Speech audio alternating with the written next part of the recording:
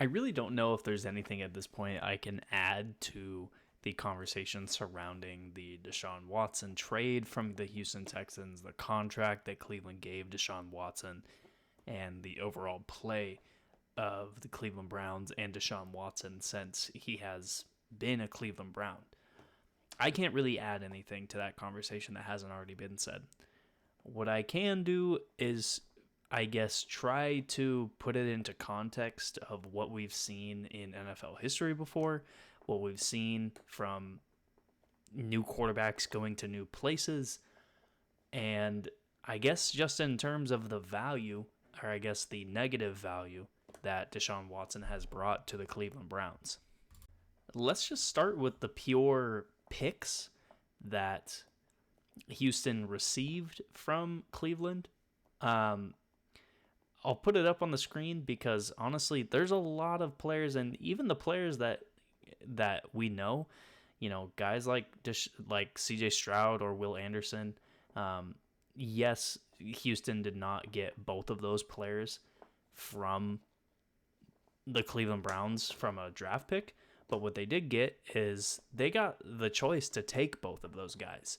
They didn't have that chance without having the Deshaun Watson trade, and that in itself makes it, incredible value for the Texans, because if they didn't have the 12th overall pick, there's no chance that they get Will Anderson, and there's no chance that they have the 2 Rookie of the Year winners last year. But it's also getting guys like John Mechie. It's getting guys like Kalen Bullock, who they used with a 4th round selection this year. It's getting guys like Tank Dell, who look like a elite 2nd or 3rd option. It's getting guys like Kamari Lassiter. It's getting guys like Stephon Diggs. Like, there's a lot of just trickle-down effect that this trade had not only on the Cleveland Browns, but in a positive manner for the Texans as well. And obviously, as a Houston Texans fan, this is what brings me joy to this situation. But it's also, before Deshaun Watson got traded, I would say the whole year and a half leading up to that point where Deshaun Watson was sitting out, where Deshaun Watson was, I'll keep it 100%, what I feel is the situation. I just don't think that Deshaun Watson has ever been a very professional NFL player. And I mean that in the way of he just didn't show professionalism.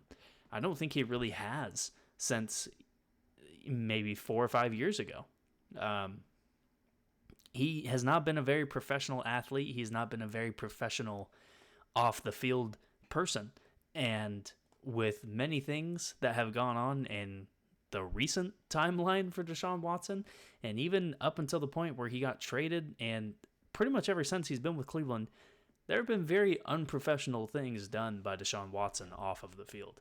And honestly, Deshaun Watson got a pretty solid deal when he came over to Cleveland, because if you remember, Deshaun Watson only got a 6-game suspension. Deshaun Watson, for things that are a lot worse than what guys have been suspended for years over, Deshaun Watson only got 6 games. And he got pretty lucky that this came at a time where, due to new collective bargaining agreement verbiage, Roger Goodell didn't really have much of a choice in the suspension of Deshaun Watson. This was not a Roger Goodell decision. This was a decision made upon by a group that really, I don't even know if I would consider them NFL members. This was a pretty much outside of the NFL decision, which doesn't really make sense when you look at it with hindsight. But at the same time, like I said, he got pretty lucky in this situation, and lucky in a bad way, because this only, I think, brought more light to the situation, and it only made it a lot more confusing, because there was confusion on, if there is going to be a suspension, then there's probably an admission of guilt. At least there's an admission of, we think he's guilty from the NFL standpoint. And if you're going to suspend him at all, it needs to be a little bit more heavy than a 6-game suspension when you consider other things that players have done around the league, like I said, that have been not anywhere near as bad as the off-field issues that Deshaun Watson had at the time. And they got half a year, full year-length suspensions. I mean, guys who accidentally have a substance that pops up on the performance-enhancing drug list, if those guys accidentally take something, it's a 6-game suspension automatically, almost. And some guys get a year if they have a second pop-up, if anything like that. And Deshaun Watson was handed 6 games. Going back to on the field, ever since Deshaun Watson got to Cleveland, you can say that he has played in 17 games. You can say that his record as a starter with the Cleveland Browns is 9-8, and he has a total of 19 touchdowns to 12 interceptions as quarterback of the Cleveland Browns. He's been sacked 63 times. He has had various moments where not only has it looked like a different quarterback would be of more benefit to the Cleveland situation on the field, we saw that played out last year when Joe Flacco took this team to the playoffs. And yes, Deshaun Watson was a quarterback that was 5-1 through his first 6 games last year, but this offense for Cleveland was still pretty poor. He still only had 7 passing touchdowns to 4 interceptions through those first 6 games last year, was completing just over 60% of his passes, and again, was just not a very good quarterback. And like I said, we saw Joe Flacco take over this team, not only from a I guess, physical standpoint in terms of being a good player, but from a almost spiritual standpoint. This team in Cleveland went from being one of the worst, I guess, rated teams in terms of, do their fans even like them? They went from a position where they were not liked around the NFL, they were not liked by their own fans, with Deshaun Watson at quarterback, to Joe Flacco making this team a darling almost in the eyes of a lot of NFL fans.